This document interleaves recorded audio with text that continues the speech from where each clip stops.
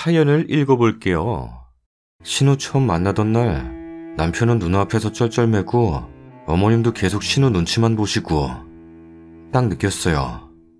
이 집안의 독불장군이구나.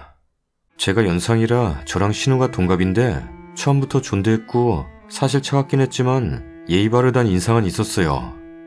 다만 그 예의 바름도 당시엔 선 긋는다 느꼈어요. 결혼을 오래 망설였는데 홀어머니의 독불장군 신우 어렵겠다 싶었거든요. 막상 남편이 너무 좋아서 이별은 못하고 연애 5년째에 혼전임 신우로 급하게 결혼했어요. 양가에서는 비슷한 금액을 지원받았고 큰 금액은 아니어도 우리 부부 모은 돈이랑 지원받은 돈으로 작은 아파트 하나 구입했더니 결혼식 비용이 빠듯했어요. 그때 신우가 남편 통해서 신혼여행 비용 300만 원을 넣어줬어요. 동남아라도 다녀와요. 이럴 때 아니면 언제 가요? 그때도 고마웠지만 나중에 시댁에서 지원받은 돈의 80%를 신우가 준 걸 알고는 너무 고맙고 미안하고 그랬어요. 결혼하고도 신우의 시집살이 걱정했던 게 미안할 정도로 집안 제사도 전부 신우가 가져가고 돕겠다고 나서도 요즘 세상에 아들 딸 구별도 없고 며느리가 꼭 제사상 차리란 법 없어요. 제사 없앨까 하다 아빠가 좋아서 내가 하고 싶어 하는 거고 아빠는 딸이 차린 밥상 좋아할 거예요. 라면서 돕지도 못하게 하더라고요.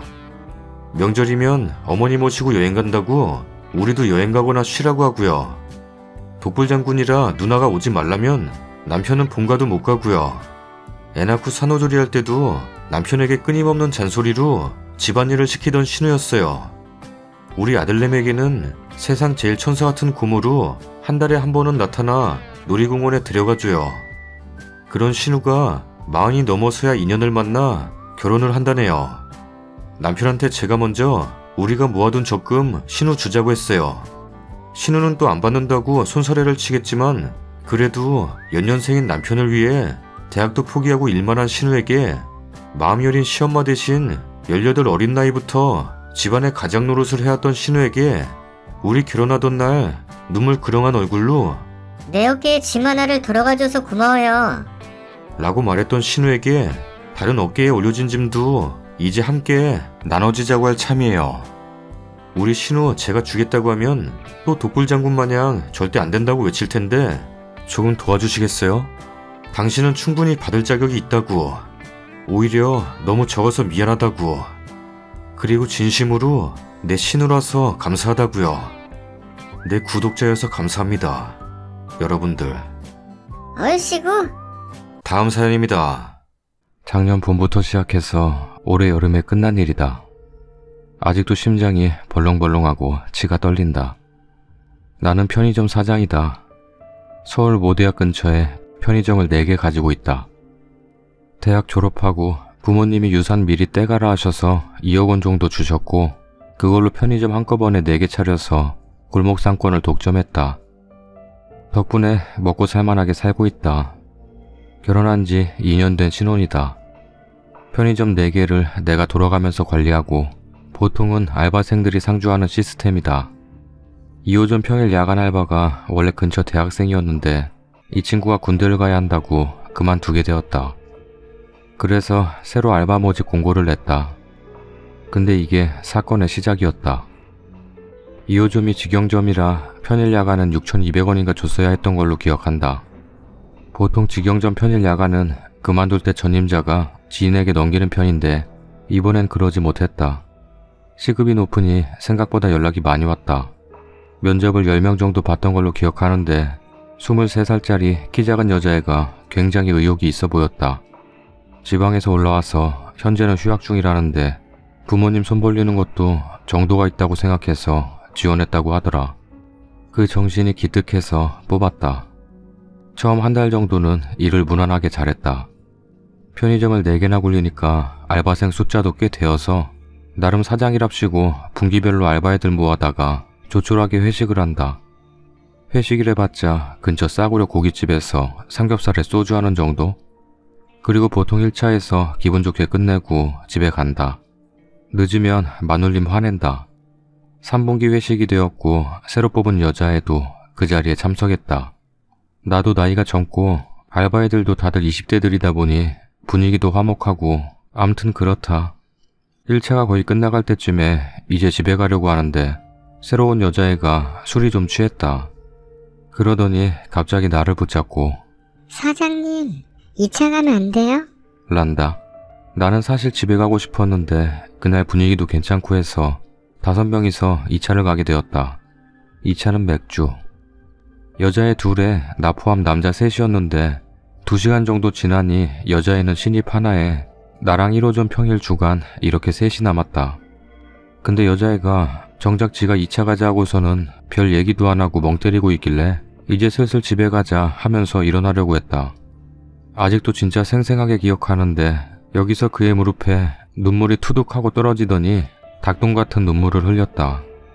호프집 사람들 다 우리 쳐다보고 난 겁나 당황하면서 땡땡아 왜 그래? 하면서 상황 수습하려고 노력했다. 알바놈도 당황해서 어쩔 줄 몰라 했다. 다행히 좀 진정되고 나니까 얘가 갑자기 사장님, 둘이서만 얘기하고 싶어요. 라고 했다. 난 그래서 알바놈은 집에 보내고 둘이서 맥주 한 잔 더 했다. 얘기를 하자고 해놓고 얘가 별말이 없길래 무슨 일인데 그러냐, 말을 좀 해봐라 하고 잘 구슬렸다. 내가 성격이 다른 사람들 얘기 잘 받아주고 그래서 대학 때부터 이런 식의 여자애들의 고민 상담 같은 게 많았다. 와이프도 원래 학교 후배인데 이런 식으로 고민 상담하다가 눈 맞아서 연애하다가 결혼 꼴이냈다. 내가 잘 구슬리니 썰을 풀기 시작했는데 썰의 내용은 이러했다. 동양에서 올라온 학교 선배랑 사귀고 있는데 임신을 해서 어쩔 줄 모르겠다고 했다. 일단은 내가 잘 달래고 위로해주고 집에 보냈다. 이때까지만 해도 사장님 너무 고맙고 착한 사람이라고 감사하다고 연신 굽신굽신했다. 그 후 며칠 더 일을 나오다가 갑자기 전화가 왔다. 자기 병원 가야 된다고, 일을 며칠만 쉬면 안 되겠냐고. 그래서 나는 애가 불쌍해서 그래도 된다 했고 몸조리 잘하라고 하고 끊으려 했다. 근데 자기가 지금 현금이 부족해서 그러는데 20만원 정도만 빌려주실 수 있냐 하는 거였다. 여기서 뭐지? 하는 생각이 들었다. 물론 애가 성실하고 착한 것 같긴 했는데 한 달이라고 20만원 빌리는 건 좀 어이가 없다고 생각이 들었다. 근데 어차피 얘가 어느 학교 무슨 과인지도 알고 민증 사본도 나한테 있는데 20만원 갖고 튀진 않겠지 싶었다. 그래서 20만원이랑 미역국 먹으라고 5만원 더해서 25만원 송금했다. 3일 후부터는 얘는 다시 출근했다. 3일간 땜빵은 당연히 내가 메웠다. 그리고 다녀와서도 연신 감사하다는 말을 연발했다. 그래서 당시만 해도 나는 솔직히 뿌듯한 마음도 있었다. 그런데 얘한테 2번째 월급날을 며칠 앞두고 갑자기 문자가 왔다. 소송이 접수되었습니다. 엥? 전화해서 확인해보니 얘가 문자 그대로 날 고소한 거다. 고소 내용은 양육비 및 정신적 위자료 청구였다. 나는 뭔가 착오가 생겼거니 했는데 확인해보니 진짜였다. 진짜 뒤통수가 띵하더라. 인연한테 전화하니까 전화는 안 받고 출근도 당연히 안 했다. 그야말로 잠수였다. 당황했지만 바로 대한법률 구조공단 찾아가고 지인을 통해 변호사 선임하고 빠른 대응으로 아주 발라버리려 했는데 몇 가지 문제가 있었다.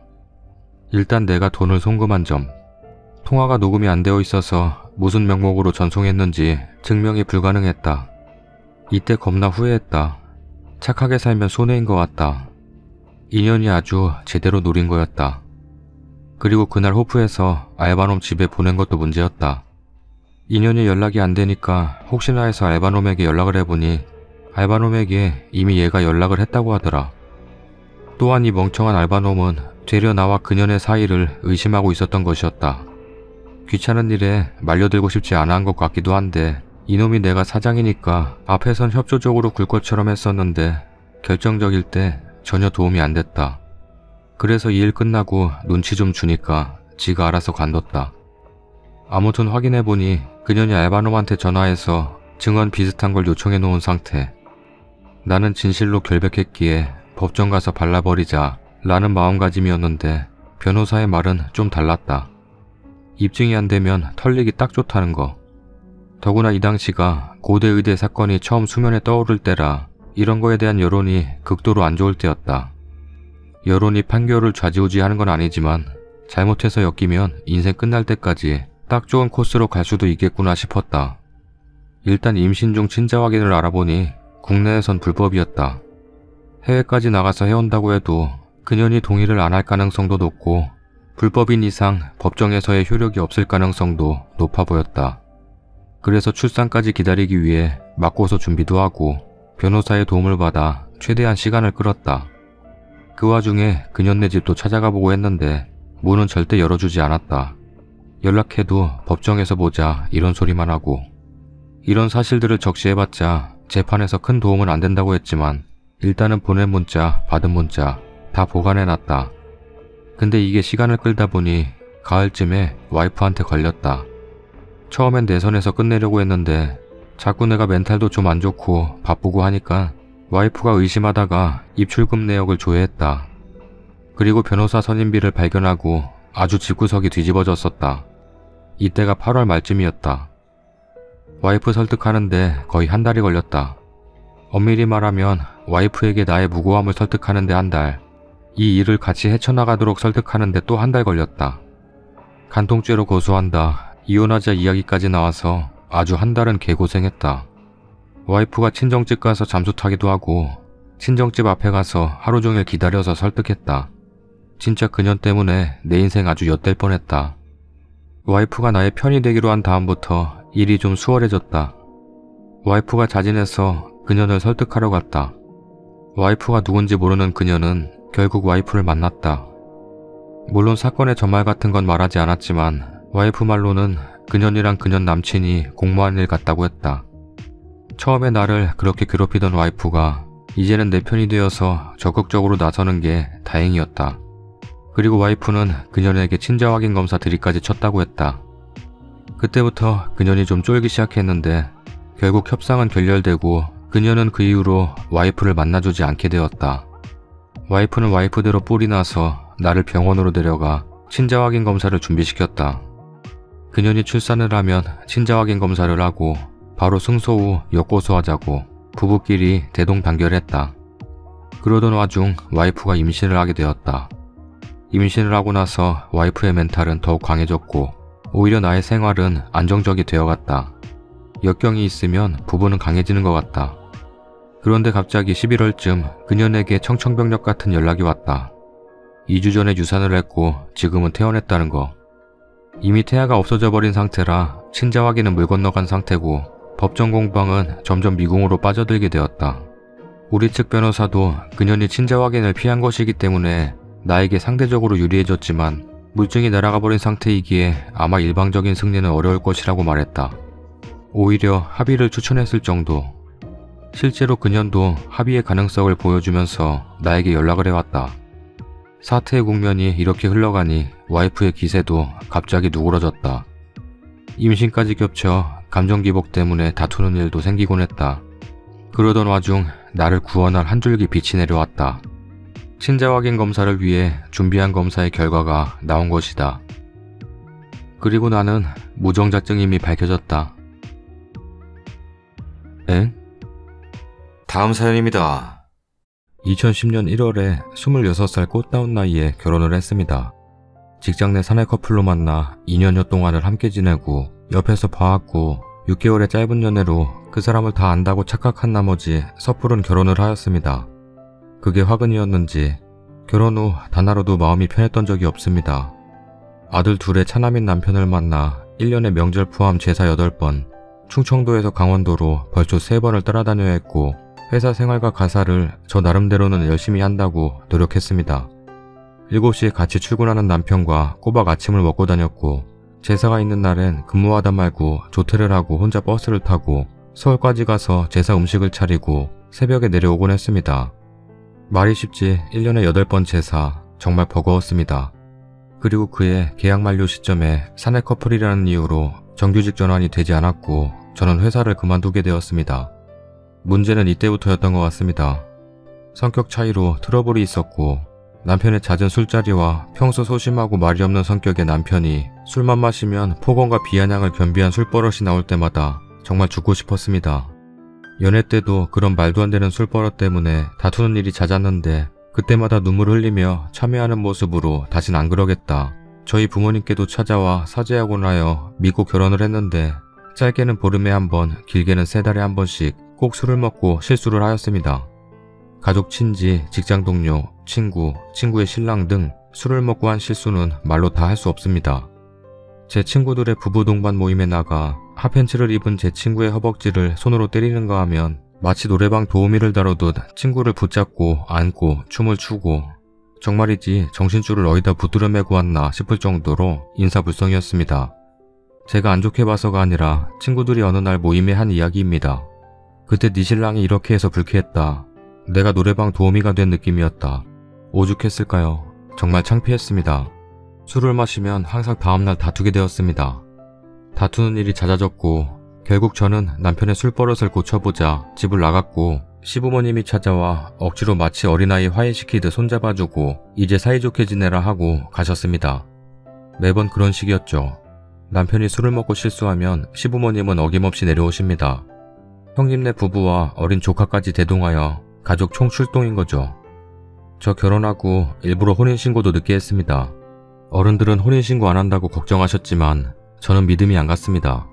저 사람 호적에 내 이름을 올릴 만큼 믿음직하지 않았습니다.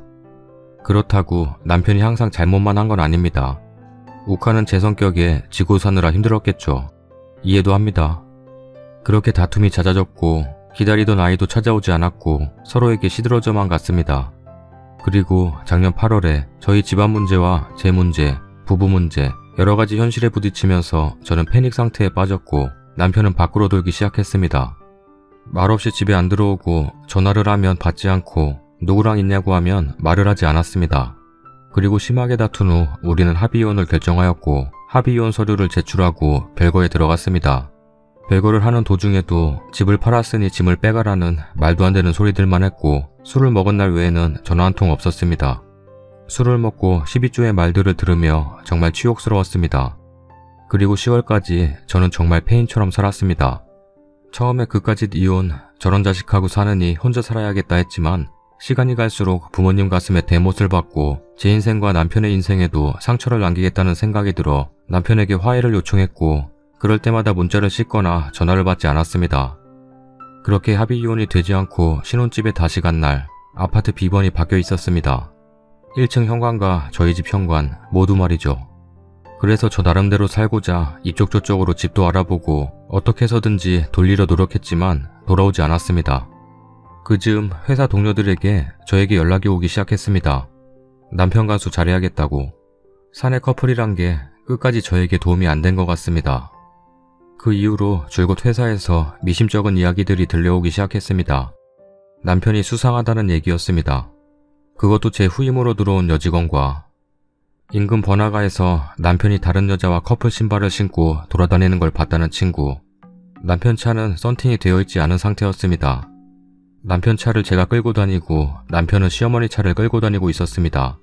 그리고 나오면서 차도 돌려주고 전 걸어 나왔고요. 남편 차 번호 원체 쉬워서 친구들이 잘 알고 있습니다. 근데 그마저도 저한테 도움이 안 됐습니다.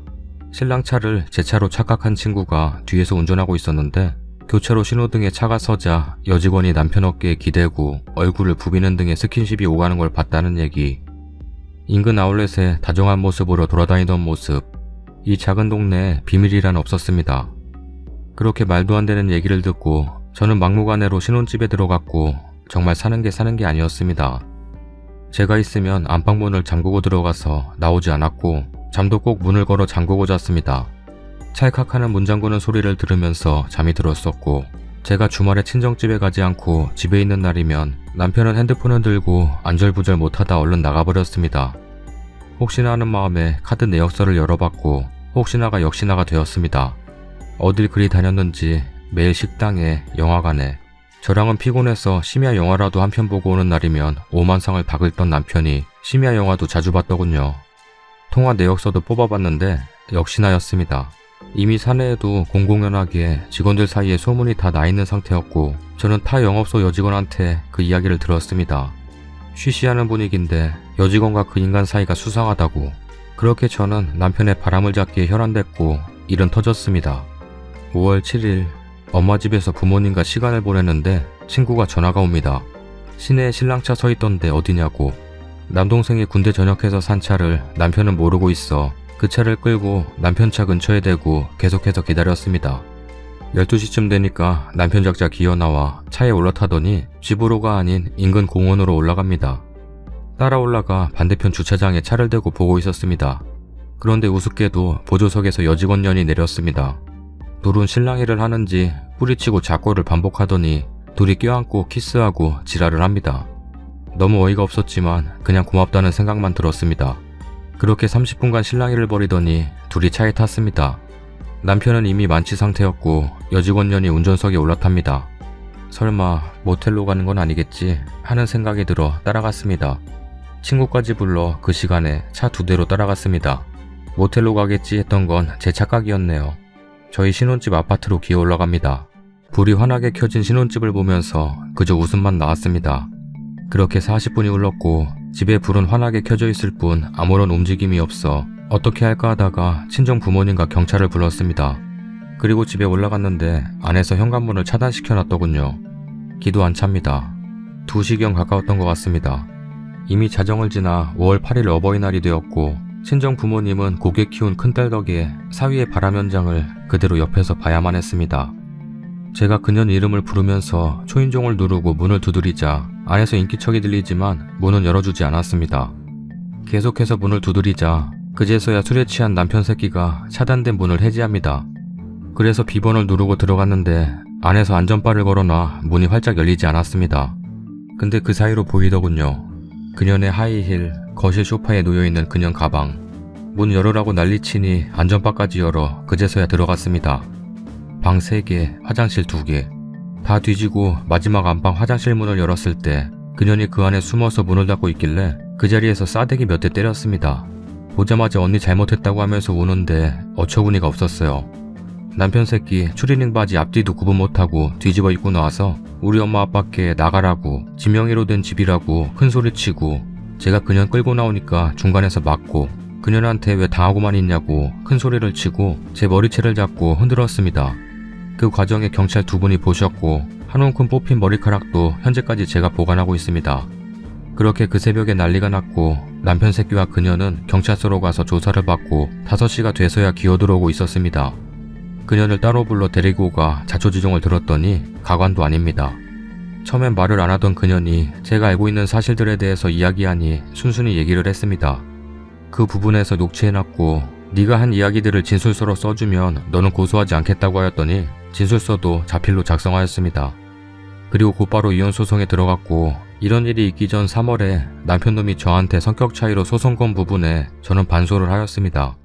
그리고 7월 2일 조종한 대로 이혼을 했고 말도 안 되는 위자료와 중고가 되어버린 고가의 가구들을 가지고 저는 그 집에서 나와야 했습니다.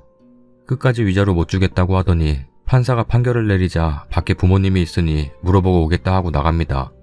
그 전에 조종실에 부모까지 따라 들어와 앉으니 판사가 나가라고 하고 정말 하나부터 10까지 부모 치마폭에 쌓여있는 그 인간 보고 이혼하길 잘했다 생각했습니다.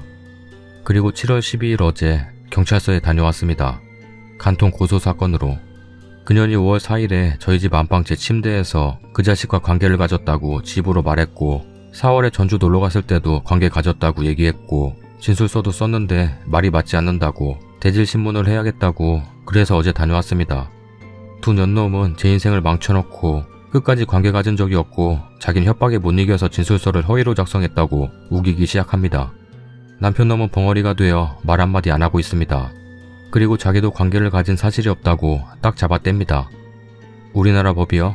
간통 직접적인 관계 장면이 있지 않으면 혐의가 확인이 안 되고 상관한 인간들이 부인하면 인정이 안 된다는 걸 이제야 알았습니다. 그때 당시에 안방 이불도 가져왔고 침대에서 그년의 머리카락과 머리띠도 가져왔고 그년이 진술한 녹취 내용, 회사에서 관계한 부분까지 진술서로 써줬다고 과장님과 얘기했던 통화 내역도 저한테 있는데 직접적인 증거는 이불에 묻어있는 타액이 있어야 할 것 같다고 합니다. 작년 6월부터 단 하루도 마음 편할 날이 없었고 이혼 소송에 남편 바람에 눈물 마를 날이 없었는데 간통한 사실을 알고도 증거가 부족하다니요. 이건 당한 사람만 불쌍한 꼴이 되어버리고 피해자만 억울한 상황이 되어버렸습니다. 월요일에 녹취록과 이불 타액 묻은 부분을 경찰서에 제출하여 국과수로 넘어가면 한 달 정도 걸릴 거라고 하는데 저는 어떻게 해야 할지 모르겠습니다. 그녀는 26살에 나대고 다니는데 그녀 언니녀는 지동생을 피해자로 만든 게 저랍니다. 제가 집을 나가서 지동생이 남편놈과 저 사이에 끼게 된 거라면서 너희 부부 사이에서 지동생 끼워 넣지 말라면서 유부남이든 이혼남이든 26살 어린 나이에 만나고 싶었을까요? 아직까지 그 둘은 뻔뻔하게 제 앞에서 미안하다 소리 한마디도 안 합니다. 그 인간은 뭐가 그리 뻔뻔한지 지 부모 대동해서 경찰서까지 같이 오고 그 아버지란 인간은 중소기업 사장이란 인간이 조사 과정까지 옆에 들어와 몰래 다 듣고 있더라고요. 정말 치가 떨립니다. 간통으로 꼭 넣고 싶은데 어떻게 해야 할지 모르겠습니다. 새벽 5시까지 잠도 못 자고 뜬 눈으로 뒹굴거리다가 출근하여 답답한 마음에 글을 올립니다. 댓글입니다. 간통은 굉장히 입증이 힘들지만 상대방 여자에게 민사소송으로 정신적 피해보상 위자료 청구하실 수 있어요. 금액이 막 크게 나오는 건 아니라 해도 법정에 세우고 소문나고 하는 걸로 충분히 의의가 있고요. 이대로는 너무 억울하니까 꼭 민사 거세요. 그러려면 우선 침착하시고 증거부터 확실히 모으시고요. 명예훼손으로 벌금 좀 물어줄 수도 있지만 확실하게 그녀 혼내주려면 인터넷으로 온갖 지인들 사이트에 소문내주시는 방법도 있습니다. 뭐든 우선 증거가 중요합니다. 이혼도 물론이지만 법정으로 가면 다 몇 달씩 장기전입니다. 힘내시고요. 쓰레기들 응징합시다. 아직도 구독 안 누른 사람이 있어? 진짜야? 구독하기 눌러주세요. 구독 한 번만 눌러줘. 감사하게 생각할게. 구독하기 눌러주세요. 어허, 끝까지 안 누른다고? 아인, 구독하기 눌러주세요. 다음 사연입니다. 저는 30대 여자입니다. 그냥 하소연이나 하는 마음으로 글을 써봅니다. 긴 글이 될 듯한데 읽어주시는 분들께 먼저 감사드립니다. 2006년에 저는 결혼을 했습니다. 26살이었죠. 신랑은 저보다 한 살 많은 오빠인데 약 3년가량 연애를 한 상태였죠. 오빠에겐 누나가 한 명 있는데 연애할 땐 저에게 정말 잘해줬습니다. 아무튼 오빠가 결혼을 하자고 조르더라고요. 뭐 결혼 정년기가 따로 있겠냐마는 저는 좀 이르다고 생각을 했어요. 집안도 넉넉치 않아 제가 벌어서 집에 보탬을 주고 있어서 모아놓은 결혼자금도 없었거든요. 그래서 1년 있다가 하자고 그랬죠. 그래도 오빠는 마구 졸라댔어요. 뭐 어차피 결혼한다면 이 사람과 할 거라고 생각했기 때문에 일단 집안의 허락을 받았어요. 앞서 말했듯이 결혼자금 모아둔 것이 없어서 근로자복지공단에서 해주는 헐레비 대출을 신청했는데 운 좋게 제가 걸려서 싼 이자에 대출을 받게 되었어요. 제 앞으로 한 대출이긴 하나 저희 부모님이 갚으시기로 하고요. 이자나 원금 전부 다요. 문제는 결혼 준비 때부터 일어났습니다. 갑자기 오빠 누나, 그러니까 시누이죠. 시누이는 1년 전에 결혼했어요. 시누이한테 전화가 오는 거예요. 받았더니 앙칼진 목소리로 네 신혼여행 갈 때 쓸 달러 바꿔놨냐? 라는 거였습니다. 그래서 전 퍼뜩 생각하기에 내가 오빠 것도 바꿔놔야 하는 건가 싶었죠. 아니요, 아직 그때 결혼식 일주일 앞이었거든요. 그런 것도 빨리빨리 안 바꿔놓고 뭐하냐? 회사까지 간뒀다면서 놀면서 그런 것도 빨리 안 하고. 라면서 화를 내는 거였어요. 그래서 일단 알겠다고 오늘이든 내일이든 바꿔놓겠다 그러고 끊었죠. 그리고 오빠한테 전화해서 오빠 달러까지 바꿔야 하냐고 물어보니 오빠는 그날 바꿔놨다고 그러더라고요. 제 거 바꾸라고 전화까지 한 거예요. 아주 앙칼지게 화난 말투로. 한마디로 생트집이었습니다. 결혼식 당일 시누이는 가족사진 촬영 외엔 일체 신부 대기실에 얼씬조차 하지 않았습니다.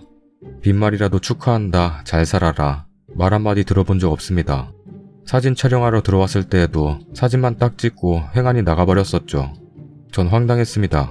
제가 딱히 잘못을 한 것 같지 않고 앞에 말했듯이 연애할 땐 정말 곰살맞게 잘 대해줬었거든요. 착했던 남자친구 누나가 결혼 얘기가 떨어지자마자 악덕 시누이로 둔갑을 해버린 겁니다. 결혼식 날 저희 부모님, 언니들에게도 인사조차 하지 않았다고 합니다. 오빠가 소개를 했는데도 말이죠. 그렇게 식이 끝나고 신혼여행에서 돌아오면서 면세점에서 식구들 선물을 샀습니다. 부모님들은 화장품을 샀고 저희 친언니들 형부들은 선물 건너뛰고 시누이에게는 립스틱도 하나 샀죠. 그래도 식구가 될 건데 잘 보이고 싶은 마음에 좀 비싼 걸 샀습니다. 신혼여행 돌아오면 원래 처갓집부터 가서 하룻밤을 잡니다. 우리 엄마가 상다리 휘어지도록 큰 상을 봐놨었고 우리 집 식구들 둘러앉아 저녁 먹으며 이야기하고 있을 때 시누이한테 전화가 걸려왔습니다. 도착했냐고. 물론 도착해서 시부모님께 전화를 드렸었습니다. 그래서 도착해서 우리 집이라고 그랬죠. 그러니까 대뜸 엄마 입원했으니까 지금 당장 와. 라는 거였습니다. 깜짝 놀랐죠. 시어머니랑 통화할 때도 그런 말은 듣지 못했었거든요. 그래서 일단 끊고 시어머니께 전화를 걸었죠. 입원하셨냐니까 약간의 접촉사고가 있었는데 전혀 다치진 않았는데 보험금도 있고 그래서 입원을 하셨다는 거였어요. 그래서 우리가 지금 가겠다고 하니 시어머니가 극구 말리시더라고요. 손가락 하나도 안 다쳤으니 올 거 없다고, 내일 와도 된다고 하도 말리셔서 알았다고 내일 일찍 가겠다 하고 전화를 끊었죠. 그때부터 발발이 신우이에게서 전화가 걸려왔습니다. 정신이 나갔냐? 엄마가 입원했다는데 거기서 그렇게 퍼대고 있고 싶냐? 그러다 오빠가 나가서 전화를 받고 와선 내일 가도 된다고 그러더라고요. 다음날 큰언니랑 큰형부랑 함께 시댁으로 갔습니다. 이바지 음식을 들고. 그땐 시어머니가 병원에서 오시고 있어서 신우이만 혼자 있더라고요. 강하지 않고서 진짜 턱으로만 인사를 하더라고요. 저희 큰언니랑 큰형부에게. 우리 언니랑 형부가 좀 잘 봐달라고 웃으면서 얘기하니까 제가 뭐 잘 봐주고 말고 할 게 있습니까? 지가 잘하면 잘 봐지는 거죠. 라고 싸가지 없는 대사를 날리더라고요. 그렇게 언니랑 형부가 돌아가고 시어머니 시아버지가 오셨습니다. 선물을 드렸죠. 어머니랑 아버지가 무척 좋아하시면서 너희들 맛있는 거나 사 먹지. 왜 이런 걸 사왔냐? 그러시고 있었어요. 그때 신우이 침대에 걸터앉아 다리 꼬면서 하는 말이 너가 아빠한테도 저거 사줬냐? 속에서 부글부글 올라왔습니다. 저런 무식한 언사가 어디 있습니까? 그래도 꾹 참고 네라고 대답을 했죠. 그리고 신우이 선물도 건넸죠. 신우이 립스틱을 까보지도 않고 탁 바닥으로 내리쳤습니다. 너가 매형이 부주했는데 내 걸 왜 사왔냐? 너가 매형 거는 없냐? 솔직히 아닌 말로 부주를 우리에게 했습니까? 신우이 부모님께 한 거지. 너가 매형이 100만 원이나 부주했는데 어떻게 아무것도 안 사오냐? 우리 언니들 형부들 선물도 아무것도 안 샀습니다. 그래도 일단 죄송하다고 그랬죠. 판구 너 잘 들어. 내 앞에서 땡땡이 감싸고 돌면 내가 땡땡이 절대로 안 이뻐할 테니까 수 틀리는 짓만 해봐. 내가 땡땡이한테 어찌하는지. 라는 폭언을 하더라고요. 정말 그런 말 들어야 할 행동 절대로 한 적 없습니다. 억울했습니다. 그리고 원래 시댁에 첫날 들어온 날엔 며느리는 아무것도 하지 않는다고 하더라고요. 그래서 어머니가 숟가락도 하나 못 놓게 하셨어요. 식사를 다 마치고 내가 그릇을 치우려 해도 어머니랑 아버지가 못하게 하셨어요. 근데 신우이가 자기네 남편과 나가면서 나한테 네가 다 치워라. 엄마 시키기만 해봐. 휴, 시간이 지났다면 지났는데 저는 지금도 그 표정, 말투 하나까지도 잊혀지질 않네요. 그리고 며칠 뒤 신혼여행 다녀왔다고 오빠 친구들이 한잔하자 그래서 외출을 하는 길에 어머니 입원한 병원에 들렸습니다. 보험금 해결이 안 돼 병원에 계셨거든요. 신우이가 와 있더라고요. 너희들 어디 가는데? 그래서 제가 오빠 친구들 모임이 있어서 잠깐 나가요 라고 하니까 이것들이 신났네. 그러면서 제게 신문을 내밀더라고요. 보니까 몇 군데 동그라미 쳐져 있는 벼룩신문이었어요. 네가 알아보기 힘들까봐 내가 네 일자리 좀 몇 군데 찍어놨다. 전화해봐라. 넉넉치 않은 형편이라 놀 생각 없었습니다. 다니던 직장은 결혼 전에 이런저런 사정에 관뒀었고 좀 정리가 되고 안정이 되면 새 직장을 구하려고 하고 있었어요. 몇 군데 알아보기도 했었고요. 그래도 신우이가 벼룩신문 쥐어주면서 저런 건 아니잖아요. 내가 무슨 공짜로 얹혀 살려고 결혼한 것도 아닌데. 또 한 번은 신우이 신랑이 조선소에서 일을 하는데 야근이 덜어 있거든요. 밤 11시 30분경에 우리 집에 온 거예요. 그때 전 시부모님들과 함께 살고 있었습니다.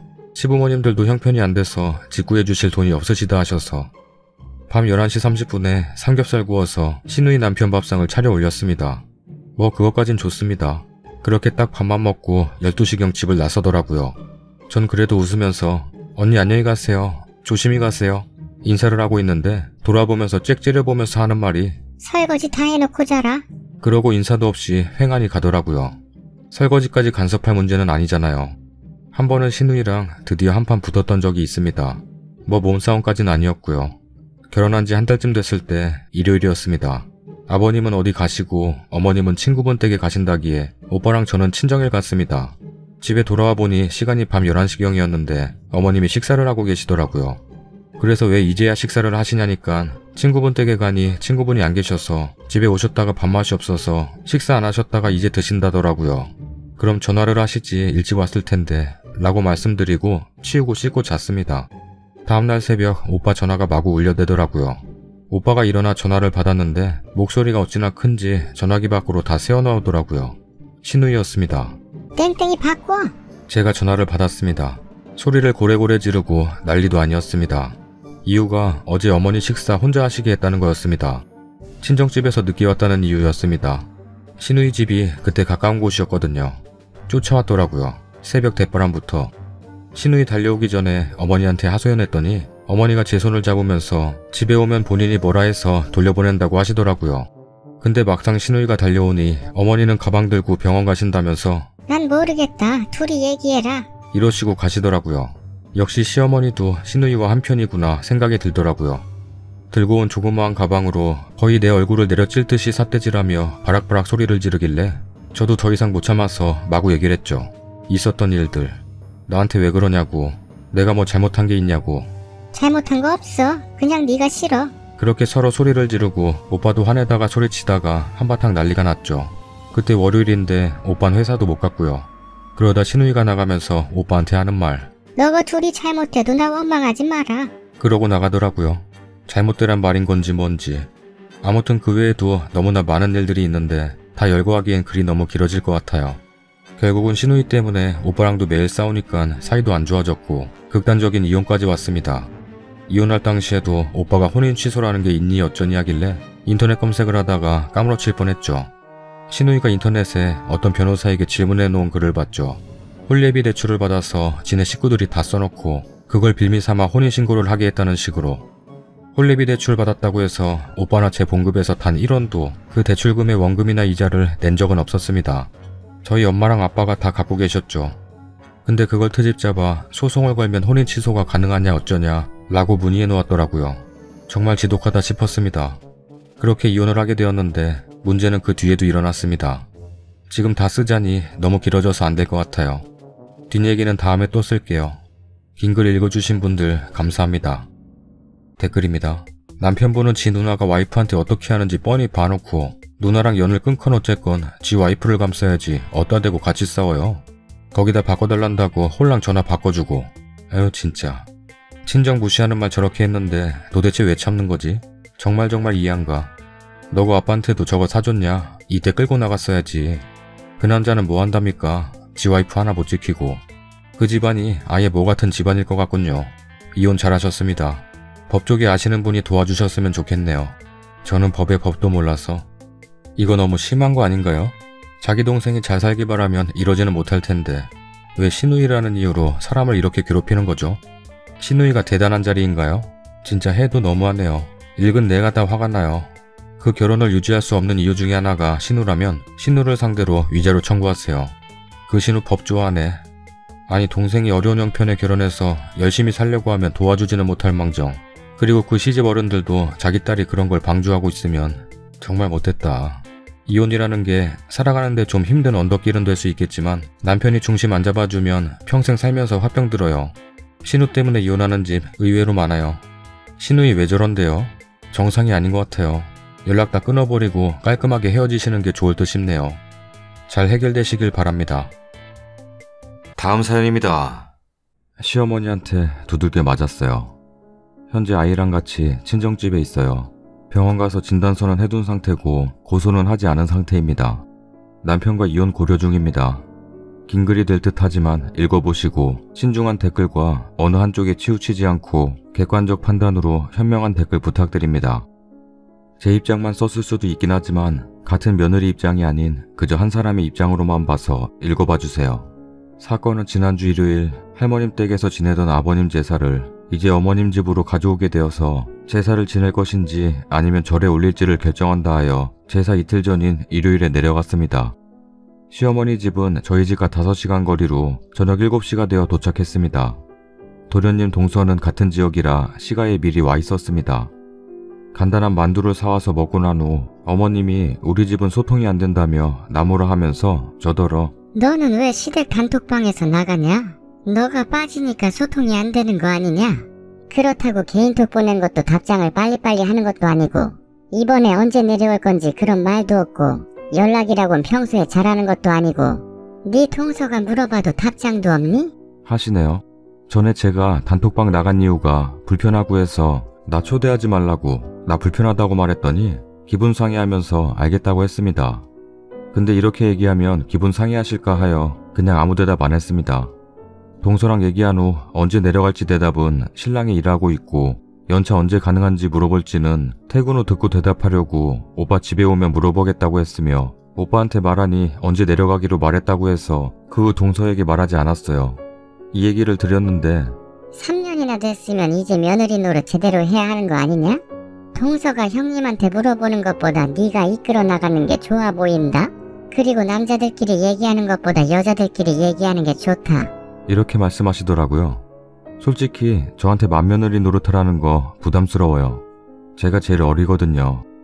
신랑이랑 띠동갑 차이로 결혼해서 도련님도 저랑 나이 차이 많이 나고 동서는 저보다 4살 많아요. 지금까지 제가 맏며느리라 해서 뭐 대우해준 것도 없고 뭘 믿고 따라준다던지 맡겨주신 적이 없어요.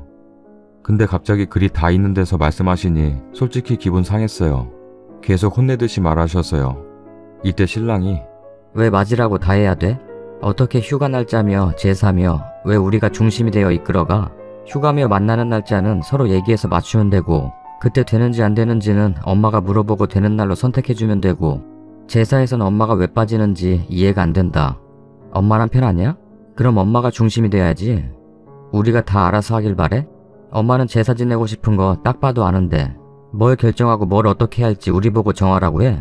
엄마 예전에 할머니랑 사이 안 좋아서 몇 년 나가서 제사 안 지낸 적 있지 않아? 그러면서 제사를 뭘 엄마가 다 했다고 이제 난 빠진다 이리 말하는 건 말도 안 돼. 엄마란 편이야.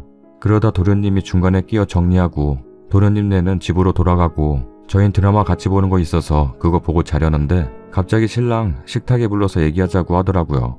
어머님 얘기 요약하면 난 어릴 때 시집와서 남편 일찍 죽고 내가 니네 이렇게 힘들게 키웠는데 아까 말하는 싸가지가 뭐냐? 그리고 내가 며느리들 눈치 봐가야 하냐? 하면서 신랑을 꾸짖더라고요. 신랑이 며느리들 생각해가며 말하는 게 느껴지다 보니 어머님이 화나신 거예요. 마누라 편드냐고. 근데 누가 봐도 객관적으로 말한 것 같은데 어머님은 기분이 상하신 것 같더라고요. 제가 누워있다 식탁에 가서 앉았어요. 제가 하고 싶은 말은 저도 며느리가 처음이고 제가 제일 어리다 보니 동서를 대하는 것도 어려워요. 혹여나 기분 상할 수도 있는 문제고 전 동서와 트러블 일어나는 걸 원치 않아요. 그래서 제가 먼저 묻고 뭐 이렇게 하자는 식으로 말하면 기분이 혹여 상할까 싶기도 하고 어떤 면에선 어머님이 리더가 되어 이끌어줬으면 하는 부분도 있었어요. 여기에서 말 잘렸네요. 그러면서 대화가 산으로 가면서 환갑 때 제가 일본 방사능 때문에 싫다고 했던 얘기 나오면서 오빠는 저의 말하는 방식을 탓하며 어머님도 그동안 쌓인 불만을 저에게 토로하시더라고요. 둘 다 저에게만 뭐라고 하고 그래서 저는 그때 제 입장 설명하고 그렇게 마무리될까 싶을 때 엄마도 있어서 말 안 하려 했는데 너는 앞으로 그러면 안 돼. 라며 설교 같은 말을 해서 오빠 지금 그거 말하는 거야? 했더니 너 지금 그거 말하는 거 아니지? 해서 제가 고기? 했더니 그건 아닌데 근데 너는 내가 니네 집에서 고기 구운 거 미안하단 생각 안 드는 거야? 이러더라고요. 안 미안해. 내가 오빠네 집에서 설거지하고 밥할 수 있듯이 오빠도 우리 집에서 고기 구울 수 있잖아. 아니 나 고기 구우는데 너 뭐 했어? 다른 사람들은 뭐 했어? 된장찌개, 상추 등 밥 준비 그럼 누가 다 했어? 그거 엄마, 언니 나 다 같이 한 거잖아. 처남은 그럼 뭐 했는데? 제 동생 면회 가서 펜션 잡은 거였어요. 동생은 애들이랑 놀아줬어요. 아니 오빠도 우리 집 가서 할 수 있는 거잖아. 아니 그럼 나는 시댁에서 왜 음식하고 왜 설거지하는 건데? 어머님이 이때 야, 너거 집에서 얘 설거지 시키니? 지금까지 설거지 해본 적 없고 시키지도 않아요. 근데 어머님 생각이 궁금해서 오빠 저희 집에서 설거지하면 안 되나요? 물으니 야, 너거 집 식구가 대체 몇 명인데 그 많은 걸 얘를 시키냐? 오빠도 같이 먹잖아요. 너거 집 식구가 많은데 많은 사람 중에 얘가 하냐고? 그럼 저는 왜 여기서 설거지하고 음식하나요? 너는 며느리잖아.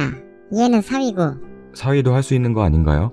사위가 왜 해야 하는데? 저는 그럼 왜 하는 거죠? 너는 며느리잖아. 그럼 나중에 제 딸은 시집 가서 일만 해야 하나요? 제 딸은 좋은 남자 만나야겠죠. 야, 네가 이런데 뭔 좋은 남자야. 네가 이러면 도찐 개찐 만나는 거다. 내가 야 할머니가 너거 집, 아빠 집, 엄마 집 왔다 갔다 하는 거 듣고 얼마나 기겁했는 줄 아네? 반대가 엄청 심했어. 부모님 이혼하시는 거 말씀하시는 거예요. 그럼 왜 찬성하셨나요? 네가 와가지고 결혼해달라며? 그러면서 뭐라 말씀하셨어요. 기억이 안 나네요. 아무튼 그래서 제가 며느리는 왜 다 해야 하는지 이해 안 가요. 했더니 이게 아주 미쳤네. 하시면서 의자에 일어나서 순식간에 제 오른쪽 뺨을 2대 때리셨어요.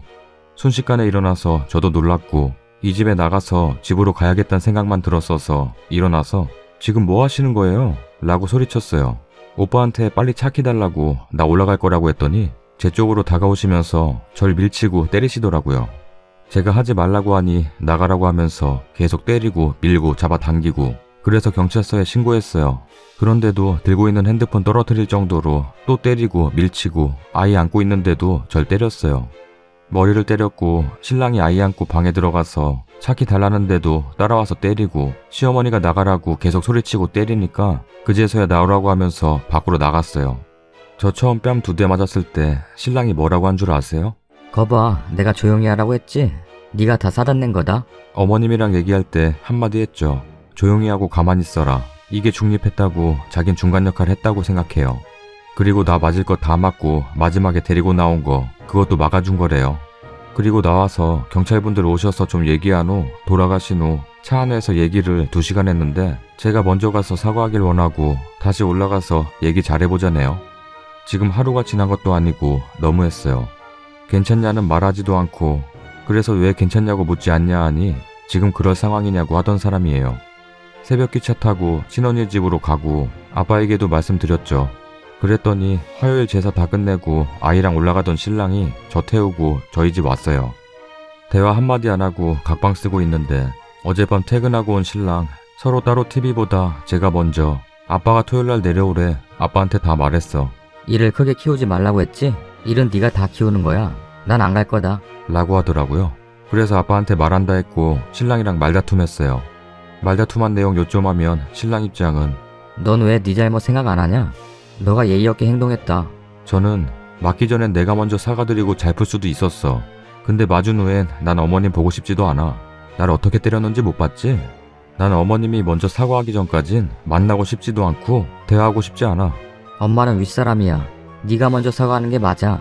그리고 누가 당장 하라는 것도 아니고 시간 지난 후에 하면 되는 거잖아. 회사를 봐도 그래. 상사랑 싸우면 상사가 아랫사람한테 누가 먼저 사과를 해? 아무리 자기가 잘못을 했어도 자기가 먼저 안 해. 그럼 윗사람은 아랫사람 때려도 되는 거야? 아무리 잘못해도 폭력은 안 돼. 그리고 왜 당신은 나 맞았는데 오늘까지도 괜찮냐고 안 물어봐? 경찰, 의사 다들 먼저 괜찮냐고 물어봐. 아무리 잘못해도 왜 때리냐고 말해. 근데 오빤 남편인데 왜 그래? 너는 그럼 왜 나한테 괜찮냐고 안 물어봐? 내가 두 사람 사이에 껴서 얼마나 힘든데. 그리고 제사는 잘 지냈는지 괜찮은지 카톡이라도 해봤어? 그러면서 뭘 너는 너 생각만 생각해. 너 때문에 우리 집이 얼마나 쑥대밭이 됐는 줄 알아? 첫 제사를 너 때문에 망쳤어. 지금 제사가 문제야? 그리고 제사 나 없다고 문제되는 것도 아니고 음식할 사람 없어져서 그래? 너 없이도 잘했어. 다 같이. 임신한 동서도 고생했어. 나도 임신했을 때 그것보다 더 했어. 그땐 얼마나 힘들었는 줄 알아? 그리고 굳이 며느리 안 해도 오빠가 할 수 있네. 앞으로 그렇게 다 같이 하면 되는 거야. 아빠 제사 본인이 해야 되는 거 맞아. 거봐, 너는 우리 집 제사 하기 싫었던 거야. 아니 그게 아니라 나는 어머님 댁에서 일하는 게 불만이 아니었어. 오빠가 고기 2번 구운 거 그것 때문에 화내서 나도 하듯이 오빠도 할 수 있다는 의미였어. 근데 그걸 못 받아들이면 나는 왜 해야 하는 건데 라고 말한 거고. 아니 너는 그냥 우리 집에서 일하기 싫은 게 불만이야. 사람이 평소에 불만을 품고 있어서 넌 그걸 그렇게 말하는 거야. 이런 식으로 서로 소모적인 말다툼만 하고 결론은 없어요. 그냥 앞으로 원하는 미래를 그려보고 이렇게 했을 때 내가 원하는 삶인지 생각해보자고 그러면서 화를 잔뜩 내더라고요. 조금 울먹이듯 말해서 그건 좀 마음이 아팠어요. 나는 왜 우리 엄마랑 너랑 이래서 가운데 끼어서 내가 왜 이혼해야 하고 우리 딸이랑 왜 떨어져 살아야 하고 왜 이래야 하냐? 라고 말하더라고요. 그래서 제가 본인 잘못 생각 안 하는 것 같아서 피해자 코스프레 하지 말라고 말했더니 잔뜩 화를 내더라고요. 아무튼 이게 지금까지 있었던 일인데 궁금한 건 정말 신랑은 가운데 낀 죄밖에 없는 걸까요? 제가 어찌 신랑을 판단해야 할지 모르겠어요. 이 사람 믿고 가도 되는 건지. 바보 같은 거지만 저도 제 딸이 엄마 아빠 이혼해서 사는 거 원치 않지만 정말 상황이 정말 너무 힘들게 한다면 헤어지고 싶어요. 저는 어찌해야 할까요? 아빠 집으로 내려간다고 말하긴 했는데 이 상황을 어떻게 해야 할지. 전 그냥 우리 둘만 화해하고 시어머니만 안 보고 살고 싶은데 그렇게 살다가 언젠간 봐야 한다는 그 말이 걸려요. 분명 그 문제로 다툼이 일어날 텐데 신랑은 그저 제가 해결할 수 있는 문제라네요. 추가할 게 있는데요. 신랑은 만약 어머님 안 보고 사는 거면 자기도 우리 집 안 간다고 하더라고요. 제가 자기 집 안 가는데 자기가 왜 가냐고. 그리고 어머님이랑 얘기할 때 자기가 조용히 하라고 한 거 도가 넘어서 그렇게 한 거라고. 그런데도 넌 계속 말했다고. 그래서 어떻게 하는지 자기가 지켜본 거라네요. 어제도 맘카페에 댓글이 100개나 달렸는데 다 오빠 잘못이라 한다니까 맘카페랑 가서 살라고 이리 말해요. 댓글 다실 때 뭘 잘못했는지 좀 적어주세요. 시어머니, 며느리, 신랑 뭘 잘못했고 나아갈 방향을요. 그래야 신랑한테 보여줬을 때 수긍이라는 걸 할 것 같았어요.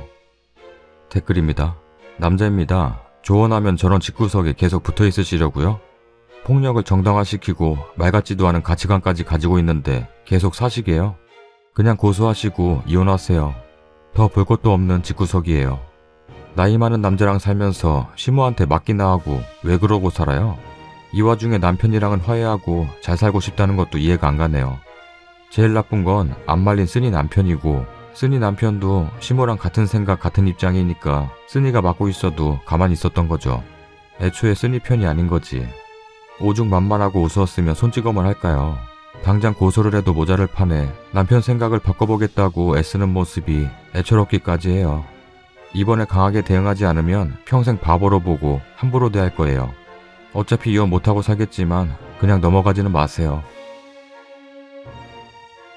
그건 그렇고 남편이 샤넬백 사준 데서 시댁에 갔더니 시어머니가 말대꾸 한다고 소리 지르길래 뭐래? 하고 나왔어요? 시어머니가 소리 질러서 뭐래? 하고 나왔대. 완전 사이다네. 나도 샤넬백 갖고 싶다. 남자가 샤넬백 뭐 덕에? 중고나라에 팔아서 국밥 100그릇 먹게. 얼마나 맛있게요? 맛있게요?